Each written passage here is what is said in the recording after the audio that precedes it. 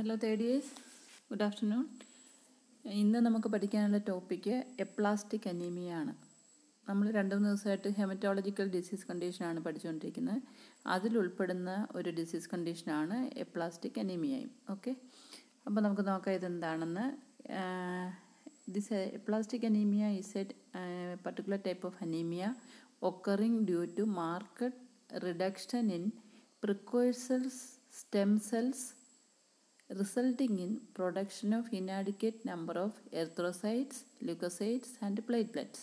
അതായത് ഈ പറയുന്ന എപ്ലാസ്റ്റിക് അനീമിയ എന്ന് പറഞ്ഞാൽ it is a particular type of anaemia occurring due to marked reduction in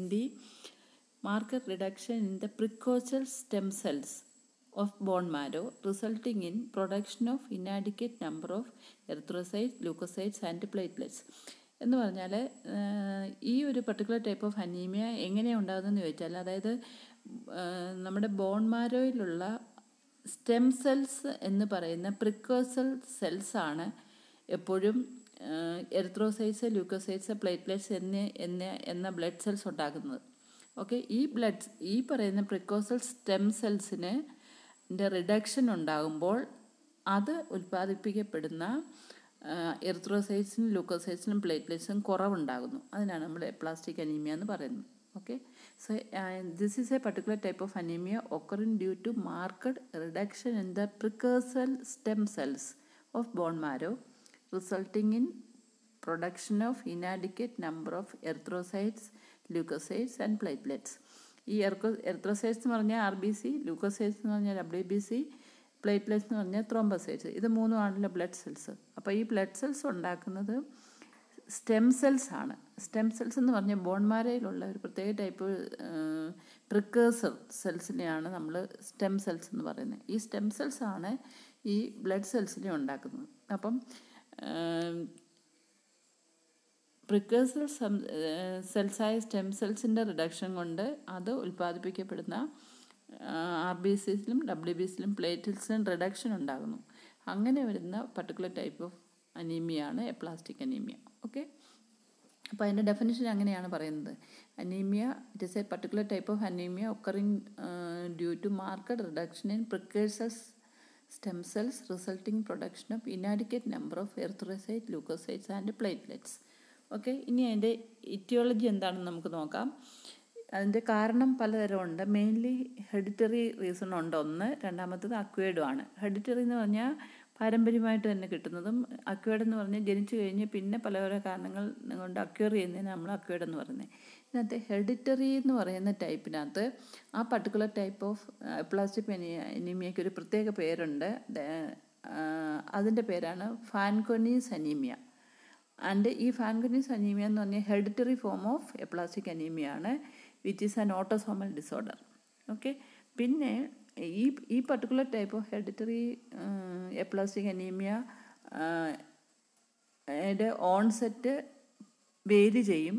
അത് അക്കോർഡിംഗ് ദ ഇറ്റിയോളജിക്കൽ ഫാക്ടർ. അതായത് ഇതിൻ്റെ ഇറ്റിയോളജി എന്താണോ അതിനെ ആസ്പദമാക്കി ഇതിൻ്റെ ഏജ് ഓഫ് ഓൺസെറ്റ് മാറി മാറി വരാം. ഏതിൽ? ഈ ഹെറിഡിറ്ററി ടൈപ്പ് ഓഫ് ഫാൻകോനീസ് അനീമിയയിലാണ് ഇങ്ങനെ സംഭവിക്കുന്നത്. ഓക്കെ, അപ്പോൾ ഇറ്റിയോളജി രണ്ടുതരം ഉണ്ട്. ഹെറിഡിറ്ററി ആകാം അല്ലെങ്കിൽ അക്വയർഡ് ആകാം. Hereditary type of aplastic anaemia ആയിട്ട് പറയുന്ന പേരാണ് ഫാൻകോനീസ് അനീമിയ. ഇതൊരു റെയർ ടൈപ്പ് ഓഫ് ഓട്ടോസോമൽ ഡിസോർഡറാണ്. ഓക്കെ, മാത്രമല്ല ഇതിൻ്റെ ഓൺസെറ്റ് എന്ന് പറയുന്നത് അത് വേരി ചെയ്യും depending upon the cause. Okay, അപ്പോൾ ഇത്രയാണ് ഇറ്റിയോളജിയിൽ നമ്മൾ പറയാനുള്ളത്. ഇനി രണ്ട് തരം ഉണ്ടെന്ന് പറഞ്ഞാൽ ഒന്ന് ഹെറിഡിറ്ററി ആണ്, വേറൊന്ന് അക്വയർഡ് ആണ്. ഇനി acquired type of aplastic anaemia എങ്ങനെ ഉണ്ടാകുന്നതെന്ന് ചോദിച്ചാൽ അത് മെയിൻലി ഒന്ന് ഇഡിയോപ്പതിക്കാണ്. എന്ന് വെച്ചാൽ അതിൻ്റെ കാരണം എന്താണെന്ന് അറിയത്തില്ല, അതിനാണ് നമ്മൾ ഇഡിയോപ്പതിക്ക് എന്ന് പറഞ്ഞാൽ. അതല്ലെങ്കിൽ അത് സെക്കൻഡറി ആയിട്ടും ഉണ്ടാകാം. എന്ന് പറഞ്ഞാൽ വേറെ എന്തെങ്കിലും ഡിസീസ് വന്നിട്ട് അതിൻ്റെ ആഫ്റ്റർ ഇഫക്റ്റ് ആയിട്ടുണ്ടാകും. അപ്പോൾ അതിനെ secondary type of aplastic anaemia എന്ന് പറയും. പിന്നെ വേറെ ഉണ്ട് കാരണങ്ങൾ. It can be due to auto immune suppression of blood cell production. Auto immune എന്ന് പറഞ്ഞാൽ വെച്ചാൽ നമുക്കറിയാം, ഇമ്മ്യൂണിറ്റി എന്ന് പറഞ്ഞു കഴിഞ്ഞാൽ നമ്മുടെ ബോഡിയെ പ്രൊട്ടക്റ്റ് ചെയ്യുന്ന ഒരു മെക്കാനിസം. പക്ഷേ ചില ഇമ്മ്യൂൺ സബ്സ്റ്റൻസുകളൊക്കെ ബോഡിക്ക് തന്നെ കുഴപ്പങ്ങളുണ്ടാകുന്ന തരത്തിൽ പ്രതികരിക്കും. അങ്ങനെയുള്ളപ്പം ഓട്ടോ ഇമ്മ്യൂൺ ഡിസീസ് എന്ന് അതിന് പറയും. അപ്പോൾ ഈ ഓട്ടോ ഇമ്മ്യൂൺ റീസൺ വന്നാൽ അത് ബ്ലഡ് സെൽ പ്രൊഡക്ഷനെ സപ്രസ് ചെയ്യും. അങ്ങനെ ബ്ലഡ് സെൽ പ്രൊഡക്ഷൻ സപ്രസ് ചെയ്യുന്നതുകൊണ്ടേ RBCയുടെയും WBCയുടെയും പ്ലേറ്റ്ലെറ്റ്സിൻ്റെയും ഒക്കെ പ്രൊഡക്ഷൻ കുറയും. ഓക്കെ. പിന്നെ ഇതുകൂടാതെ ടോക്സിക് ഏജൻസിന് എപ്ലാസ്റ്റിക് അനീമിയ ഉണ്ടാക്കാം. ഈ ടോക്സിക് ഏജന്റ് എന്ന് പറഞ്ഞാൽ എന്തെങ്കിലുമൊക്കെ പോയിസണസ് സബ്സ്റ്റൻസസ് അല്ലെങ്കിൽ ബോഡിക്ക് ടോക്സിക് ഇഫക്റ്റ് കൊടുക്കുന്ന സബ്സ്റ്റൻസിനെ നമ്മൾ ടോക്സിക് ഏജൻസ് എന്ന് പറയുന്നത്. അങ്ങനെയുള്ള ചില ഏജൻസ് ബോഡിയിൽ ആക്ട് ചെയ്ത് എപ്ലാസ്റ്റിക് അനീമിയ ഉണ്ടാകും. അതിന് എക്സാമ്പിളാണ് ബെൻസീൻ എന്ന് പറയുന്ന ചില ടോക്സിക് ഏജൻ്റ് ഉണ്ട്. പിന്നെ ടൊളുവിൻ, ആഴ്സനിക്, ഇൻസെക്ടിസൈഡ്സ്, ഇങ്ങനെയുള്ള ടോക്സിക് സബ്സ്റ്റൻസിനൊക്കെ പ്ലാസ്റ്റിക് അനീമിയ പ്രൊഡ്യൂസ് ചെയ്യാനുള്ള കഴിവുണ്ട്. ഓക്കെ. പിന്നെ അതുകൂടാതെ ചില ഫാർമക്കോളജിക്കൽ ഏജൻസ് പ്ലാസ്റ്റിക് അനീമിയ ഉണ്ടാകും. ഫാർമക്കോളജിക്കൽ ഏജൻസ് എന്ന് നമുക്കറിയാം, പല പല ഡിസീസ് കണ്ടീഷൻസിനും നമ്മൾ ഉപയോഗിക്കുന്ന ഏജൻസിനെയാണ്, ഡ്രഗ്സിനെയാണ് നമ്മൾ ഫാർമക്കോളജിക്കൽ ഏജൻസ് എന്ന് പറയുന്നത്. ആ ഫാർമക്കോളജിക്കൽ ഏജൻസ് അതിൻ്റെ അഡ്വേഴ്സ് ഇഫക്റ്റ് അല്ലെങ്കിൽ സൈഡ് ഇഫക്റ്റ് കൊണ്ട് പ്ലാസ്റ്റിക് അനീമിയ ഉണ്ടാകാം. അത് നമ്മൾ പലതരത്തിൽ തിരിച്ചിട്ടുണ്ട്. അത് ഏതൊക്കെയാണെന്ന് വെച്ചാൽ, ഫസ്റ്റ് ആൻറ്റിബയോട്ടിക്സിൽ മെയിൻലി ക്ലോറാംഫെനിക്കോൾ അല്ലെങ്കിൽ സൾഫണാമൈഡ് ഗ്രൂപ്പ് ഓഫ് ഡ്രഗ്സ്. ഇതിനകത്ത് സൾഫർ ഡ്രഗ്സ് എന്നായിരുന്നു, സൾഫ ഡ്രഗ്സ് എന്നതിൻ്റെ അർത്ഥം. ക്ലോറാംഫെനിക്കോൾ അല്ലെങ്കിൽ സൾഫ ഡ്രഗ്സിന് പ്രത്യേകിച്ച് ഈ രണ്ട് ടൈപ്പ് ആൻറ്റിബയോട്ടിക്സിനും പ്ലാസ്റ്റിക് അനീമിയ ഉണ്ടാകാം. പിന്നെ ആൻറ്റി ഇൻഫ്ലമേറ്ററി ഏജൻറ്റ്സ്, അതായത് മെയിൻലി ഗോൾഡ് സോൾട്ട്, അതായത് ചില ഗോൾഡിൻ്റെ സോൾട്ടായിട്ടുള്ള ചില ആൻറ്റി ഇൻഫ്ലമേറ്ററി ഏജൻ്റ് ഉണ്ട്. അതുകൂടാതെ തന്നെ ഫിനൈൽ ബ്യൂട്ടസോൺ എന്ന് പറയുന്ന വേറൊരു ആൻറ്റി ഇൻഫ്ലമേറ്ററി ഏജൻറ്റ്. ഇത് മെയിൻലി ഈ രണ്ട് ആൻറ്റി ഇൻഫ്ലമേറ്ററി ഏജൻസിനും പ്ലാസ്റ്റിക് അനീമിയ ഉണ്ടാകാനുള്ള കഴിവുണ്ട്. ഓക്കെ. പിന്നെ ആൻറ്റി മലേറിയൽ ഏജൻറ്റ്, നമ്മൾ മലേറിയയ്ക്ക് കൊടുക്കുന്ന ഒരു ഡ്രഗാണ് ക്വിനൈൻ എന്ന് പറയുന്ന ഒരു ഡ്രഗുണ്ട്. അതിനും പ്ലാസ്റ്റിക് അനീമിയ ഉണ്ടാക്കാൻ കഴിയും. പിന്നെ ഓറൽ ഹൈപ്പോഗ്ലൈസിമിക് ഏജൻറ്റ്, അതായത് നമ്മൾ ഡയബറ്റീസ് ഉള്ള രോഗികൾക്ക് കൊടുക്കുന്ന ചില പ്രത്യേക ഡ്രഗ്, പ്രത്യേകിച്ച് 12-ബുട്ടമൈഡ് എന്ന് പറയുന്ന ഹൈപ്പോഗ്ലൈസിമിക് ഏജൻറ്റിനും പ്ലാസ്റ്റിക് അനീമിയ ഉണ്ടാകാനുള്ള കഴിവുണ്ട്. അപ്പോൾ ഇത്രയും ഫാർമസ്യൂട്ടിക്കൽ ഏജൻസാണ്, ഫാർമക്കോളജിക്കൽ ഏജൻസാണ് പ്ലാസ്റ്റിക് അനീമിയ ഉണ്ടാകാൻ സാധ്യതയുണ്ടാകുന്ന ഡ്രഗ്സ്. അത് ആൻറ്റിബയോട്ടിക്സ് ഉണ്ട്, എക്സാമ്പിൾ ക്ലോറാംഫെനിക്കോളും സൾഫ ഡ്രഗ്സും. Anti inflammatory agents mainly gold salt and phenylbutazone. Anti malarial agents like quinine. Then oral hypoglycaemic agent like 12-ബുട്ടമൈഡ്. ഇത്രയാണ് അക്വേർഡ് പ്ലാസ്റ്റിക് അനീമിയ ഉണ്ടാക്കാൻ കാരണം. ഓക്കെ. പിന്നെ ഇനി അതിൻ്റെ പതോഫിസിയോളജി എന്താണെന്ന് ചോദിച്ചാൽ, മെയിൻലി നമുക്കറിയാം, ഇപ്പോൾ ഫീറ്റസിലൊക്കെ ആണെങ്കിൽ ബ്ലഡ് ഫോർമേഷൻ ഉണ്ടാകുന്നത് സ്പ്ലീന്, ലിവർ അങ്ങനെയുള്ള ഓർഗനിൽ നിന്നാണ്. അതേസമയം ആഫ്റ്റർ ബർത്ത് ഇൻ അഡൽട്ട് ഇൻഡിവിജ്വൽസിൽ യൂഷ്വലി ബ്ലഡ് ഫോർമേഷനൊക്കെ ഉണ്ടാകുന്നത് ബോൺ മാരോയിലാണ്. ഓക്കെ. ഇൻ ബോൺ മാരോയിൽ ഞാൻ മുമ്പേ പറഞ്ഞ ഒരു precursor cells which is otherwise known as stem cells are the cells which lead to give rise to formation of blood cells. Okay. അതേസമയം ബ്ലഡ് സെൽസിന്, ഈ പറയുന്ന പ്രിക്കോഴ്സർ സെൽസിന് അല്ലെങ്കിൽ സ്റ്റെം സെൽസിന് എന്തെങ്കിലും കുഴപ്പം വന്നാൽ it will lead to this abnormality in the stem cells can lead to a condition known as pancytopenia. This pancytopenia എന്ന് പറഞ്ഞാൽ എന്താണെന്ന് ചോദിച്ചാൽ, it is a condition in which all type of blood cells are either decreased or they become absent. മനസ്സിലായി? ഇതാണ് അതിൻ്റെ പതോഫിസിയോളജി. അതായത് exactly ചോദിച്ചു കഴിഞ്ഞാൽ അഡൽട്ട് ഇൻഡിവിജ്വൽസിലെ ബ്ലഡ് സെൽസ് ഫോം ചെയ്യുന്നത് ബോൺ മാരോയിലെ സ്റ്റെം സെൽസിലാണ്. ഈ സ്റ്റെം സെൽസ്, ബോൺ മാരോയിലുള്ള സ്റ്റെം സെൽസിന് എന്തെങ്കിലും കുഴപ്പം യൂഷ്വലി അതെന്താ ചെയ്യുന്നത്, സ്റ്റെം സെൽസ് ആണ് അത് ഡിഫറൻഷിയേറ്റ് ചെയ്താണ് various types of blood cells ആകുന്നത്. അതായത് RBC, WBC, പ്ലേറ്റ്ലെറ്റ് ഇങ്ങനെയുള്ള ബ്ലഡ് സെൽസ് പ്രിക്കോഴ്സർ സെൽസിൽ നിന്ന്, അതായത് സ്റ്റെം സെൽസിൽ നിന്നാണ് ഉത്ഭവിക്കുന്നത്. പക്ഷേ ഈ പ്രിക്കോഴ്സർ സെൽസ് അല്ലെങ്കിൽ സ്റ്റെം സെൽസിന് എന്തെങ്കിലും കുഴപ്പം സംഭവിച്ചു കഴിഞ്ഞാൽ അത് ഈ ബ്ലഡ് സെൽസിനെ ഒന്നും തന്നെ ഉണ്ടാക്കാതിരിക്കുക, അല്ലെങ്കിൽ അവരെ വളരെ ഡിക്രീസ്ഡ് ആയിട്ട് പ്രൊഡ്യൂസ് ചെയ്യുക. ആ ഒരു പർട്ടിക്കുലർ കണ്ടീഷന് പറയുന്ന പേരാണ് പാൻസൈറ്റോപീനിയ. So this will, stem cells, if it is defective, it will lead to pancytopenia, which is a condition where all type of blood cells are either decreased or absent. അപ്പോൾ അങ്ങനെയാണ് ഈ പറയുന്ന aplastic anaemia ഉണ്ടാകുന്നത്. Okay, അതാണ് അതിൻ്റെ പത്തോഫിസിയോളജിയിൽ നമ്മൾ അറിയേണ്ട കാര്യം. പിന്നെ ഇനി ക്ലിനിക്കൽ ഫീച്ചേഴ്സ് എന്തൊക്കെയാണെന്ന് ചോദിച്ചാൽ, clinical features usually occur due to the reduction in various blood cells. അപ്പോൾ വേരിയസ് ബ്ലഡ് സെൽസ് എന്ന് പറഞ്ഞാൽ നമുക്കറിയാം RBC ഉണ്ട്, WBC ഉണ്ട്, പ്ലേറ്റ്ലെറ്റ്സ് ഉണ്ട്. ഇതിൻ്റെ മൂന്നിൻ്റെയും നോർമൽ വാല്യൂവിൽ വളരെ കുറവായിട്ട് അവരുടെ കൗണ്ട് കുറയുന്നുണ്ടെയാണ്. ആ കൗണ്ട് കുറയുന്നതിൻ്റെ ആഫ്റ്റർ എഫക്റ്റ് ആയിട്ടാണ് ക്ലിനിക്കൽ ഫീച്ചേഴ്സ് എല്ലാം തന്നെ മാനിഫെസ്റ്റ് ചെയ്യുന്നത്. അതിനകത്ത് മെയിൻലി ഉള്ളതാണ് increased bruising due to decreased platelet count. എന്ന് വെച്ചാൽ ബ്രൂയിസിങ് എന്ന് പറഞ്ഞാൽ ബോഡി നമ്മുടെ അങ്ങനെയുള്ള പേഷ്യൻ്റെ സ്കിന്നിൽ നോക്കിയാലേ അറിയാം അവിടെ ഇങ്ങനെ ചതഞ്ഞ് കിടക്കുന്ന, നീരിച്ച് കിടക്കുന്ന പാട്. അതെന്നാന്ന് വെച്ചാൽ സബ്ക്യൂട്ടേനിയസ് ബ്ലീഡിങ് ഉണ്ടായി, ചതയുന്നത് കൊണ്ടോ അല്ലെങ്കിൽ സബ്ക്യൂട്ടേനിയസ് ബ്ലീഡിങ് ഉണ്ടായി ചതഞ്ഞ പോലുള്ള അപ്പിയറൻസ് എപ്പോഴും ഇതുണ്ട് പ്ലാസ്റ്റിക് അനീമിയ ഉണ്ടാകുന്ന വ്യക്തിയുടെ ബോഡിയിൽ കാണാൻ പറ്റും. That is what is called increased bruising due to decreased platelet count. Okay, പിന്നെ വേറൊരു മാനിഫെസ്റ്റേഷനാണ് increased susceptibility to all type of infection. അതായത് WBC കൗണ്ട് കുറയുമ്പോൾ ആ പേഷ്യൻ്റ്, നമുക്കറിയാം അതൊരു ഡിഫെൻസ് മെക്കാനിസം നമുക്ക് പ്രൊവൈഡ്, ഇൻഫെക്ഷൻ എഗൻസ്റ്റ് ആയിട്ട് ഡിഫെൻസ് മെക്കാനിസം ഉണ്ടാക്കുന്ന ഒരു ഏജൻ്റാണ് WBC എന്ന് പറയുന്നത്. ഇപ്പോൾ WBC കുറയുന്നുണ്ടേ പ്രൊട്ടക്റ്റിംഗ് കപ്പാസിറ്റി, ഈ പറയുന്ന WBCയുടെ കുറവ് കൊണ്ട് ല്യൂക്കോപ്പീനിയ ഉണ്ടാകും. അതുകൊണ്ട് ബോഡി ഇൻഫെക്ഷനെ റെസിസ്റ്റ് ചെയ്യാനുള്ള ബോഡിയുടെ കപ്പാസിറ്റി കുറഞ്ഞു പോകും. അങ്ങനെ എപ്പോഴും റിപ്പീറ്റഡ് ആയിട്ട് ഇൻഫെക്ഷൻ ഉണ്ടാകാനുള്ള സാധ്യതയുണ്ട്. അതാണ് വേറെ ഒരു ക്ലിനിക്കൽ മാനിഫെസ്റ്റേഷൻ. പിന്നെ പാലർ, അതായത് വളർച്ച, ബ്രീത്തിങ് ഡിഫിക്കൽറ്റി, അതായത് WBC കൗണ്ട് RBCs കൗണ്ട് കുറഞ്ഞു പോകുന്നു, ഹീമോഗ്ലോബിൻ കോൺസെൻട്രേഷൻ അഡിക്വേറ്റ് ആയിട്ടില്ല. അങ്ങനെ വരുന്നുണ്ടേ നമുക്കറിയാമല്ലോ ഹീമോഗ്ലോബിൻ്റെ മെയിൻ കപ്പാസിറ്റി ഓക്സിജൻ ക്യാരിങ് കപ്പാസിറ്റിയാണ്. അപ്പം വേണ്ടത്ര ലങ്സിൽ അതുപോലെയുള്ള മറ്റു ഓർഗൻസിലുള്ളവന് അഡിക്വേറ്റ് ഓക്സിജനേഷൻ കിട്ടുന്നില്ല. അപ്പോൾ അങ്ങനെ വരുന്നുണ്ടേ പേഷ്യൻസ് കൂടുതലും ബ്രീത്തിങ് ഡിഫിക്കൽറ്റി ഉണ്ടാകാം, വീക്ക്നെസ് ഉണ്ടാകാം. ഇത് mainly due to RBC count കുറയുന്നത് കൊണ്ടാണ്. RBC കൗണ്ട് കുറയുമ്പം ഹീമോഗ്ലോബിൻ കോൺസെൻട്രേഷൻ കുറയും. ഹീമോഗ്ലോബിൻ കോൺസെൻട്രേഷൻ കുറയുമ്പോൾ ഓക്സിജൻ ക്യാരിയിങ് കപ്പാസിറ്റി കുറയും. അപ്പം പല ഓർഗൻസും അഡിക്വേറ്റ് ഓക്സിജൻ സാച്ചുറേഷൻ കിട്ടുന്നില്ല. അപ്പോൾ അങ്ങനെയൊക്കെ ഉള്ളത് കൊണ്ടാണ് പേഷ്യൻസിന് പാലർ, ബ്രീത്തിങ് ഡിഫിക്കൽറ്റി, വീക്ക്നെസ്, ഇങ്ങനെയുള്ള ക്ലിനിക്കൽ മാനിഫെസ്റ്റേഷൻസ് ഒക്കെ ഉണ്ടാകാം.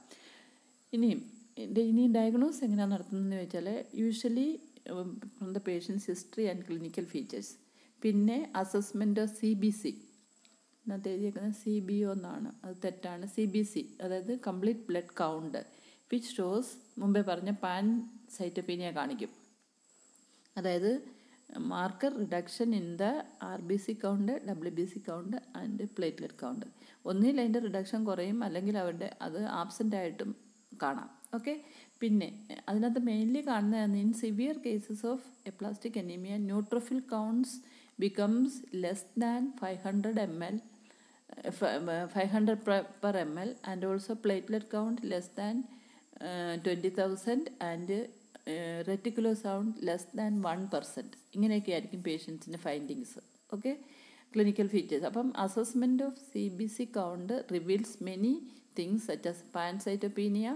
In severe cases, neutrophil count becomes less than 500 per ml and platelet count less than 20,000 per microliter and also reticulocyte count less than 1%. പിന്നെ ബോൺ മാരോ ബയോപ്സി നോക്കിക്കഴിഞ്ഞാൽ ഹൈപ്പോസെല്ലുലാർ bone marrow ആയിരിക്കും അതിനകത്ത് കാണുന്നത്. Okay, അപ്പോൾ അതിനനുസരിച്ച് inadequate ആണെന്നും അല്ലെങ്കിൽ ഇൻസഫിഷ്യൻ്റ് ആണ് RBC, WBC, പ്ലേറ്റ്ലെറ്റ് ഇതൊക്കെ പ്രൊഡ്യൂസ് ചെയ്യാനുള്ള കപ്പാസിറ്റി ഈ പറയുന്ന ഹൈപ്പോസെല്ലുലർ മാരോയ്ക്ക് വളരെ കുറവായിരിക്കും. അപ്പോൾ അങ്ങനെയാണ് പേഷ്യനെ ഡയഗ്നോസ് ചെയ്യുന്നത്. ഇനി എങ്ങനെ മാനേജ് ചെയ്യുന്നതെന്ന് ചോദിച്ചു കഴിഞ്ഞാൽ, ഇതിൻ്റെ goal of management is mainly to provide symptomatic treatment, then to restore bone marrow function and replacement of pathological bone marrow with normal tissue. ഈ മൂന്ന് എയിംസ് ആണ് അല്ലെങ്കിൽ ഗോൾസ് ആണ് മാനേജ്മെൻറ്റിനുള്ളത്. ഒന്ന് സിംറ്റമാറ്റിക് ട്രീറ്റ്മെൻറ്റ് കൊടുക്കുക, രണ്ടാമത്തത് ബോൺ മാരോ ഫങ്ഷൻ റെസ്റ്റോർ ചെയ്യുക, മൂന്നാമത്തത് പത്തോളജിക്കൽ ബോൺ മാരോയെ ഹെൽത്തി ബോൺ മാരോ കൊണ്ട് റീപ്ലേസ് ചെയ്യുക. ഇത് രണ്ടുമാണ് മാനേജ്മെൻറ്റിൻ്റെ ഗോള്. ഓക്കെ. പിന്നെ സിംറ്റമാറ്റിക് ട്രീറ്റ്മെൻറ്റ് ഞാൻ മുമ്പേ പറഞ്ഞ 3 തരം ട്രീറ്റ്മെൻറ്റാണ് ഉള്ളത്. അതിനകത്ത് ഒന്ന് സിംറ്റമാറ്റിക് ട്രീറ്റ്മെൻറ്റ് ആണെന്ന് നമ്മൾ പറഞ്ഞു. അതിലെന്തൊക്കെയാണ് ചെയ്യുന്നതെന്ന് ചോദിച്ചാൽ, first one platelet transfusion. If the platelet count is below 10,000 per microlitre. Okay, അതൊന്ന്. പിന്നെ packed cell transfusion if anaemia is very severe. Patient ഒത്തിരി സിവിയർലി അനീമിക്കാണ് പാക്ഡ് സെൽ ട്രാൻസ്ഫ്യൂഷൻ കൊടുക്കും. പിന്നെ പ്ലേറ്റ്ലെറ്റ് ട്രാൻസ്ഫ്യൂഷൻ കൊടുക്കാം if the platelet count is below 10,000. പിന്നെ antibiotic therapy if there is repeated infection due to decreased WBC count. മനസ്സിലായോ? അപ്പോൾ thrombocyte കുറവാണെങ്കിൽ 10,000 കുറവാണെങ്കിൽ പ്ലേറ്റ്ലെറ്റ് ട്രാൻസ്ഫ്യൂഷൻ കൊടുക്കണം. പിന്നെ പേഷ്യൻ്റ് വളരെയധികം അനീമിക്കാണെങ്കിൽ പാക്ഡ് സെൽ ട്രാൻസ്ഫ്യൂഷൻ എന്ന് പറഞ്ഞാൽ RBC കോൺസെൻട്രേറ്റ് അതിനകത്ത് കൊടുക്കുന്നത്. ഓക്കെ. പിന്നെ ആൻറ്റിബയോട്ടിക് തെറാപ്പി കൊടുക്കും പേഷ്യൻ്റ് റിപ്പീറ്റഡായിട്ട് ഇൻഫെക്ഷൻ ഉണ്ടാകുവാണെങ്കിൽ. ഈ റിപ്പീറ്റഡ് ഇൻഫെക്ഷൻ വരാനുള്ള സാധ്യത എന്താണെന്ന് ചോദിച്ചാൽ WBC കൗണ്ടിൻ്റെ കുറവാണ്. ഓക്കെ. അപ്പോൾ അതാണ് മെയിൻലി സിംറ്റമാറ്റിക് ട്രീറ്റ്മെൻറ്റ്. ഇനി സെക്കൻഡ് ട്രീറ്റ്മെൻ്റ് ആണല്ലോ restoration of bone marrow function. അത് എങ്ങനെയാണെന്ന് ചോദിച്ചാൽ, അതായത് ബോൺ മാരോയെ ഉത്തേജിപ്പിച്ച് കൂടുതൽ അതിൻ്റെ ഫങ്ഷൻ റെസ്റ്റോർ ചെയ്യാനുള്ള ട്രീറ്റ്മെൻറ്റ് കൊടുക്കുക. അതെങ്ങനെയാണെന്ന് ചോദിച്ചാൽ, treatment with androgenic and corticosteroids to restore bone marrow function. Androgenic എന്ന് പറഞ്ഞാൽ 2 തരം സ്റ്റീറോയിഡ്സ് കൊടുക്കും. Androgenic and corticosteroids to restore bone marrow function. അതായത് ഒരു പ്രത്യേക മെഡിസിൻ ഉണ്ട്, ടെസ്റ്റോസ്റ്റിറോൺ പ്രൊപ്പിയോണേറ്റ് എന്ന് പറയുന്ന ഒരു ആൻഡ്രോജൻ ഉണ്ട്. This one is used for the restore the function of bone marrow. ഇത് ഒന്നുകിൽ സബ്ലിംഗലായിട്ട് കൊടുക്കാം അല്ലെങ്കിൽ ഇൻട്രാമസ്കുലറായിട്ട് കൊടുക്കാൻ പറ്റുന്നൊരു ഡ്രഗാണ്. പിന്നെ ഇതിൻ്റെ അഡ്വാൻറ്റേജ് എന്താണെന്ന് വെച്ചാൽ, it converts fatty hypocellular bone marrow which starts producing blood cells. അതായത് ഈ പറയുന്ന ഹൈപ്പോസെല്ലുലർ ബോൺ മാരോയെ അത് സ്ട്രെങ്തൻ ചെയ്ത് അത് ബ്ലഡ് സെൽസ് പ്രൊഡ്യൂസ് ചെയ്യുന്ന പാകത്തിലാക്കിയെടുക്കും. അതാണ് ഇതിൻ്റെ main function. It converts the fatty hypocellular bone marrow and it facilitate the production of blood cells. Okay. പിന്നെ പക്ഷേ ഇതിൻ്റെ ഒരു ഡിസഡ്വാൻറ്റേജ് എന്താണെന്ന് വെച്ചാൽ, ഇതൊരു long term treatment. 2 to 6 months ഒക്കെ സമയം വേണം ഇങ്ങനെ അതിനെ ഈ പറയുന്ന ഹൈപ്പോസെല്ലുലർ ബോൺമാരെ ഇത് ഫങ്ഷണലാക്കാൻ വേണ്ടി കുറച്ച് സമയം എടുക്കും. അതാണ് ഇതിൻ്റെ ഒരു ഡിസഡ്വാൻറ്റേജ്. പിന്നെ if the cause of illness is auto immune response.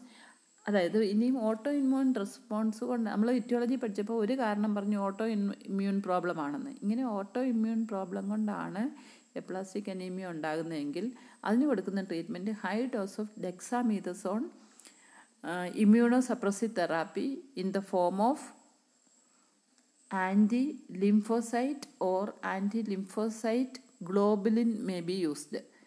മനസ്സിലായോ? ഒന്നുകിൽ ഡെക്സാമീഥസോൺ ഹൈ ഡോസിൽ കൊടുക്കും, അതല്ലെങ്കിൽ ഇമ്മ്യൂണോ സപ്രസീവ് തെറാപ്പി കൊടുക്കും in the form of anti lymphocyte or anti lymphocytic globulin treatment. അതാണ് ഇതിൻ്റെ main treatment. Okay. How to restore the bone marrow function. അതിനകത്ത് നമ്മൾ ഒത്തിരി പറഞ്ഞു. ആൻഡ്രോജനിക് ആൻഡ് കോർട്ടിക്കോസ്റ്റീറോയിഡ് തെറാപ്പി കൊടുക്കാം. അതിനകത്ത് മെയിൻലി കൊടുക്കുന്ന ഒരു ടെസ്റ്റോസ്റ്റിറോൺ പ്രൊപ്പിയോണേറ്റ് എന്ന് പറയുന്ന ഒരു മെഡിസിനാണ്, which is given either sublingually or intramuscularly. അതല്ല, ഇതിൻ്റെ അഡ്വാൻറ്റേജ് എന്താണെന്ന് വെച്ചാൽ, this one will convert the fatty hypocellular bone marrow into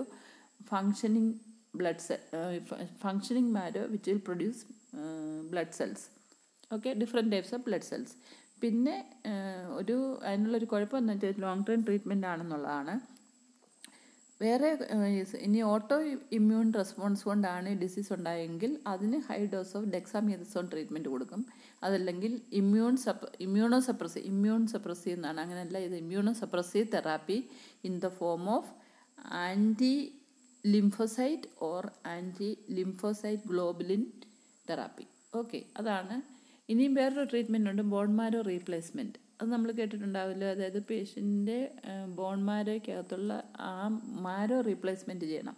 അതിനകത്ത് ചെയ്യുന്നത് ഇത് യൂഷ്വലി ചെയ്യുന്നത് വേറെ മെഡിക്കൽ മാനേജ്മെൻറ്റ് കൊണ്ടോ അല്ലെങ്കിൽ വേറെ ഡ്രഗ്സൊക്കെ കൊടുക്കുമ്പോൾ ഡ്രഗ് തെറാപ്പി ഒന്നും ഇഫക്റ്റീവ് ആകാത്ത പേഷ്യൻസിനാണ് ഈ ബോൺ മാരോ റീപ്ലേസ്മെൻറ്റ് തെറാപ്പി കൊടുക്കുന്നത്.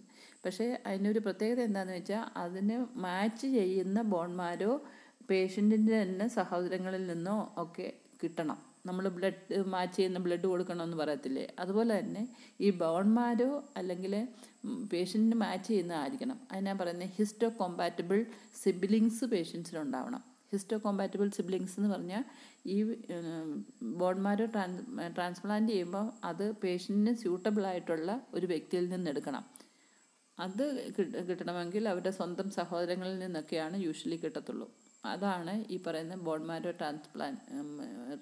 റീപ്ലേസ്മെൻറ്റിൻ്റെ ഒരു പ്രത്യേകത. ഓക്കെ, ഇനിയും നേഴ്സിംഗ് മാനേജ്മെൻറ്റ് എന്താണെന്ന് നമുക്ക് നോക്കാം. അതിനകത്ത് മെയിൻലി 3 എയിംസ് ആണുള്ളത് നേഴ്സിംഗ് മാനേജ്മെൻറ്റിന്. First is prevention of bleeding, second is prevention of infection, and third one is management of problems associated with anaemia.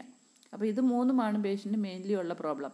അതുകൊണ്ട് അതിനെ നമ്മൾ നേഴ്സിംഗ് ഇൻ്റർവെൻഷൻ എല്ലാം അസോസിയേറ്റ് ചെയ്ത് ഈ പ്രോബ്ലമായിട്ട് അസോസിയേറ്റ് ചെയ്ത് ചെയ്യാൻ പറ്റും. First one is prevention of bleeding, second is prevention of infection, third one is management of problem associated with anaemia.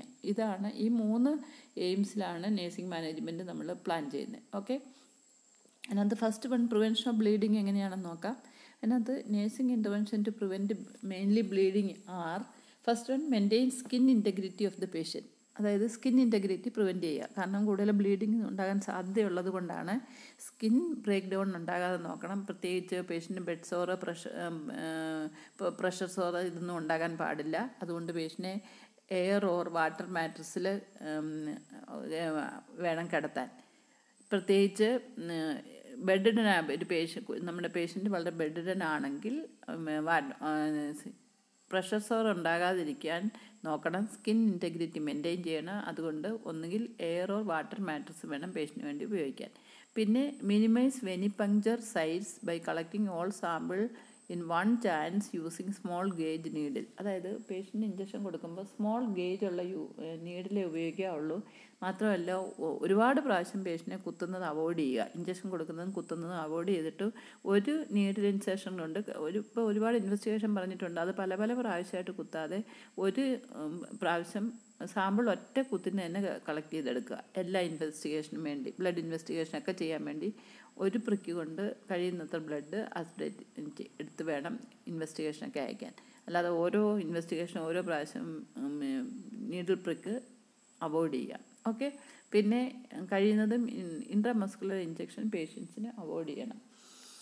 അതാണ് പ്രിവെൻഷൻ ഓഫ് ബ്ലീഡിങ്. പിന്നെ അതുകൂടാതെ തന്നെ വേറെ ചില കാര്യങ്ങൾ നമുക്ക് ചെയ്യാൻ പറ്റും. അതായത് prevent bleeding from mucus membrane. അതായത് മ്യൂക്കസ് മെംബ്രെയിനിൽ, അതായത് ഓറൽ മ്യൂക്കോസ, അങ്ങനെയുള്ള റെക്ടൽ മ്യൂക്കോസ, ഇങ്ങനെയുള്ളിടത്തു നിന്നും ബ്ലീഡിങ് വരാൻ സാധ്യതയുണ്ട്. അത് പ്രിവെൻറ്റ് ചെയ്യാൻ വേണ്ടി ചില കാര്യങ്ങൾ ചെയ്യാൻ പറ്റും. അതെന്തൊക്കെയാണെന്ന് വെച്ചാൽ keeping the mouth free of debris and by use of soft brush. പേഷ്യൻറ്റിന് പല്ല് തേക്കുമ്പോൾ സോഫ്റ്റ് ബ്രഷ് കൊടുക്കുക, അല്ലെങ്കിൽ ഗം ബ്ലീഡിങ് ഒക്കെ ഉണ്ടാകാനുള്ള സാധ്യത കൂടുതലാണ്. പിന്നെ അതുകൂടാതെ തന്നെ mouth should be free of debris എന്ന് പറഞ്ഞാൽ ഒത്തിരി ഈ ലിപ്സൊക്കെ ഡ്രൈ ആയി അവിടെ നിന്ന് പീൽ ചെയ്ത് കഴിഞ്ഞാൽ അവിടെ നിന്ന് ബ്ലീഡ് ചെയ്യാനൊക്കെ സാധ്യതയുണ്ട്. അപ്പോൾ അങ്ങനെയുള്ളിടത്തുനിന്ന് ഡെബ്രിസൊക്കെ പ്രിവെൻറ്റ് ചെയ്യണം. പിന്നെ avoid taking rectal temperature and avoid administration of rectal drugs. അതായത് കഴിയുന്നതും ആക്സിലറിയോ അല്ലെങ്കിൽ ഓറൽ ടെമ്പറേച്ചർ എടുക്കുക. പണ്ടൊക്കെ കുട്ടികൾക്ക് റെക്ടൽ ടെമ്പറേച്ചർ ആയിരുന്നു എടുത്തത്. റെക്ടൽ തെർമോമീറ്റർ ഉപയോഗിച്ച് റെക്ടൽ ടെമ്പറേച്ചർ എടുക്കുമായിരുന്നു. പക്ഷേ ഇങ്ങനെ ഈ പേഷ്യൻസിന് കഴിയുന്നത്ര റെക്ടൽ ടെമ്പറേച്ചർ എടുക്കുക എന്നുള്ള മെത്തേഡ് അവോയ്ഡ് ചെയ്യുക. പിന്നെ റെക്ടൽ ഡ്രഗ്സ് കൊടുക്കുന്നതും അവോയ്ഡ് ചെയ്യാം. വേറെ ഒന്ന് use of topical thrombin or ephedrine to stop bleeding from the lip or nares. എന്ന് പറഞ്ഞാൽ ചില ലോക്കൽ ആപ്ലിക്കേഷന് പറ്റുന്ന ചില മെഡിസിൻസ് ഒക്കെ ഉണ്ട്. ത്രോംബിൻ, എഫിഡ്രിൻ ഇങ്ങനെയൊക്കെയുള്ളത് bleeding from the lips, bleeding from the nasal mucosa ഇതൊക്കെ പ്രിവെൻറ്റ് ചെയ്യുന്ന. അപ്പോൾ ഡോക്ടേഴ്സ് ചിലപ്പോൾ അങ്ങനെയുള്ളതൊക്കെ എഴുതാറുണ്ട്. അല്ലെങ്കിൽ ഇങ്ങനെ ബ്ലീഡിങ് ടെൻഡൻസിയുള്ള പേഷ്യൻസ് അങ്ങനെയൊക്കെയുള്ള ഡോക്ടേഴ്സ് പ്രിസ്ക്രൈബ് ചെയ്യാറുണ്ട്. അതൊക്കെ എപ്പോഴും ടൈംലി അപ്ലൈ ചെയ്യാൻ നോക്കണം. ഓക്കെ, അങ്ങനെയാണ് ബ്ലീഡിങ് ഒക്കെ പ്രിവെൻറ്റ് ചെയ്യാൻ പറ്റും. പിന്നെ അടുത്തത് പ്രിവെൻഷൻ ഓഫ് ഇൻഫെക്ഷനാണ്. അത് നമുക്ക് എല്ലാവർക്കും അറിയുന്നതാണ്. ഈ കുട്ടി WBC കൗണ്ട് വളരെ കുറവാണ്, very much susceptible to all type of infection. അപ്പോൾ ഇൻഫെക്ഷൻ പ്രിവെൻറ്റ് ചെയ്യാനുള്ള ഒരുപാട് മെത്തേഡ്സ് നേഴ്സിംഗ് ഇൻ്റർവെൻഷൻ നേഴ്സസ് ചെയ്യണം. അതിനകത്ത് മെയിൻലി എന്തൊക്കെയാണെന്ന് വെച്ചാൽ, ഫസ്റ്റ് ഓഫ് ഓൾ കുട്ടിയെ ഹാൻഡിൽ ചെയ്യുന്നതിന് മുമ്പ് സ്ട്രിക്റ്റ് ഹാൻഡ് വാഷിങ് എപ്പോഴും വേണം. അതായത് strict hand washing should be practised by every one who comes in contact with the child. അപ്പോൾ ഔട്ട് സൈഡിൽ നിന്ന് ഏതെങ്കിലുമൊക്കെ ജെയിംസിനെ കൊണ്ടുവന്ന് ജെയിംസിനെ കൊണ്ട് കോൺട്രാക്ട് ഇത് കുട്ടിക്ക് ട്രാൻസ്ഫർ ചെയ്യാതിരിക്കാൻ വേണ്ടിയാണ് സ്ട്രിക്റ്റ് ഹാൻഡ് വാഷിങ് എപ്പോഴും ഇൻസിസ്റ്റ് ചെയ്യണം. Whoever is coming and touching the baby, they should wash their hand strictly before handling the child. പിന്നെ ബാരിയർ നേഴ്സിംഗ് ടെക്നിക്ക്, അതായത് അതും നമ്മൾ ഇൻഫെക്ഷൻ പ്രിവെൻറ്റ് ചെയ്യാനുള്ള നമ്മൾ ഹൈജീനും അല്ലെങ്കിൽ മൈക്രോബയോളജിയൊക്കെ പഠിച്ചിട്ടുണ്ട് ഒരു ബാരിയർ നേഴ്സിംഗ് ടെക്നിക്കിൽ. അതിനകത്ത് മെയിൻലി എന്താണെന്ന് വെച്ചാൽ ക്യാപ്പ് യൂസ് ചെയ്യുക, അല്ലെങ്കിൽ മാസ്ക് യൂസ് ചെയ്യുക, ഗവൺ യൂസ് ചെയ്യുക, ഗ്ലൗസ് യൂസ് ചെയ്യുക. ഇതൊക്കെ ബാരിയേഴ്സായിട്ട് ആക്ട് ചെയ്യും. അതായത് ഒരു ജേമിനെ നമ്മളിൽ നിന്ന് അങ്ങോട്ട് ട്രാൻസ്ഫർ ചെയ്യുന്നതിനെ പ്രിവെൻറ്റ് ചെയ്യാൻ വേണ്ടിയുള്ള മെത്തേഡ്സാണ് using the caps, mask, gown, gloves etcetera. അപ്പം ഇതൊക്കെ യൂസ് ചെയ്യണം വൈൽ ഹാൻഡിലിങ് ദ ചൈൽഡ്. അത് ഇൻഫെക്ഷൻ പ്രിവെൻറ്റ് ചെയ്യാനുള്ള വേറൊരു മെത്തേഡാണ്. പിന്നെ ലിമിറ്റ് നമ്പർ ഓഫ് വിസിറ്റേഴ്സ്. ഇപ്പോൾ ഒരു കുട്ടിയെ കാണാൻ ഒരുപാട് വിസിറ്റേഴ്സ് വരും. ചിലപ്പോൾ അപ്പർ റെസ്പിറേറ്ററി ഇൻഫെക്ഷൻ ഉള്ളവർ കാണും. ചിലപ്പോൾ ചില പേഷ്യൻസൊക്കെ സബ് ക്ലിനിക്കൽ ഇൻഫെക്ഷൻ ഉള്ളവരായിരിക്കും. എന്ന് പറഞ്ഞാൽ അവർക്ക് ഔട്ട്വേർഡ്ലി സിംറ്റം ഒന്നും കാണത്തില്ല, പക്ഷേ അവർക്ക് ജേംസ് മേ ബി ക്യാരി ചെയ്യുന്നവരായിരിക്കും, ചിലപ്പോൾ ക്യാരിയേഴ്സ് ആയിരിക്കും. അപ്പോൾ അങ്ങനെ വരുന്നത് കഴിയുന്നത്ര വിസിറ്റേഴ്സിനെ അവോയ്ഡ് ചെയ്യുക. പിന്നെ ഒരു തരത്തിലും ഇൻഫെക്ഷൻ ഉള്ളവർ ഒരിക്കലും കുട്ടിയെ ഹാൻഡിൽ ചെയ്യാൻ സമ്മതിക്കരുത്. So no one with any infection should handle the child. പിന്നെ isolate the child to prevent contact with other patients having infection. അതായത് ഏതെങ്കിലും വേറെ ആരെങ്കിലും ഇൻഫെക്ഷൻ ഉള്ളവരുണ്ടെന്ന് കണ്ടാൽ അവരിൽ നിന്ന് കുട്ടിയെ അവോയ്ഡ് ചെയ്യുക, അല്ലെങ്കിൽ അവരെ ഐസൊലേറ്റ് ചെയ്യുക. ഇത്രയും നേഴ്സിംഗ് ഇൻ്റർവെൻഷൻ തീർച്ചയായിട്ടും ചെയ്യാൻ കഴിയും. These measures are helpful to prevent infection in the child. എന്തൊക്കെയാണ് പറഞ്ഞത്? സ്ട്രിക്റ്റ് ഹാൻഡ് വാഷിംഗ് വേണം. Hand washing should be strictly implemented to all person who comes in contact with the child. പിന്നെ barrier nursing technique apply ചെയ്യണം. വിസിറ്റേഴ്സിനെ limit ചെയ്യണം. പിന്നെ no one with any infection should handle the child. അതായത് ഇൻഫെക്ഷനുള്ള ആരും തന്നെ കുട്ടിയെ ഹാൻഡിൽ ചെയ്യാൻ പറ്റില്ല. പിന്നെ ഏതെങ്കിലും ഇൻഫെക്ഷനുള്ള വിസിനിറ്റി എന്തെങ്കിലും ഉണ്ടെങ്കിൽ കുട്ടിയെ അവിടെ നിന്ന് ഐസൊലേറ്റ് ചെയ്യണം. ഇതൊക്കെയാണ് പ്രിവെൻഷൻ ഓഫ് ഇൻഫെക്ഷന് വേണ്ട അത്യാവശ്യ കാര്യങ്ങൾ. ഇനിയും അടുത്തത് management of problems associated with anaemia. അതായത് കുട്ടി അനീമിക് ആയിരിക്കും. നമുക്കറിയാമല്ലോ RBC കൗണ്ട് കുറവാണ്. അപ്പോൾ അതുകൊണ്ട് HB കൗണ്ട് കുറവായിരിക്കും, കുട്ടി അനീമിക് ആയിരിക്കും. അപ്പോൾ അനീമിക് ആയ കുട്ടികളെ എങ്ങനെ മാനേജ് ചെയ്യണമെന്ന് നോക്കാം.